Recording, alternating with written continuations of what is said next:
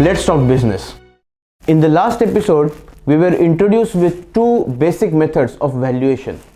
In this episode, let's talk more about the scorecard method or angel investor method.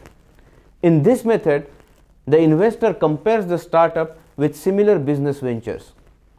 He picks up business ideas in similar industrial sector and similar geography.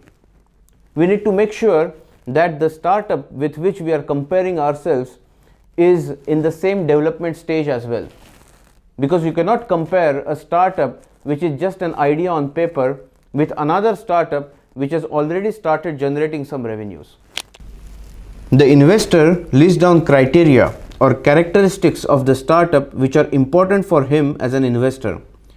For example, strengths and weaknesses of the founder and the team, size of business opportunity, level of sophistication of product or the underlying technology, competitive environment, and so on.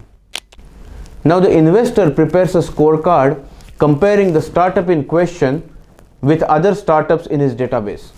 This scorecard will decide the valuation of the startup. Let's see a small example. Say the investor found 4 business ventures which are in similar sector, geography, and development stage. In recent rounds of funding, these 4 ventures were valued at different amounts. So the investor takes an average value of $2 million. Now the investor lists down criteria for the startup venture, or I would say critical success factors for the startup to sustain and grow. He gives percentage scores to each of these critical success factors based on how the startup compares to the average characteristics of the 4 business ventures in our database. For example, the startup in question has a strong founder, a strong management team, and the technology used by the startup is quite upgraded compared to the 4 startups in the database. There is no direct competition in the market, even though there are a few indirect competitors.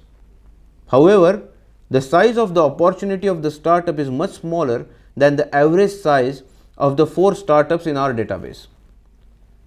So now in this example, the startup gets a score of positive 40%, and the valuation of the startup is concluded at $2.8 million.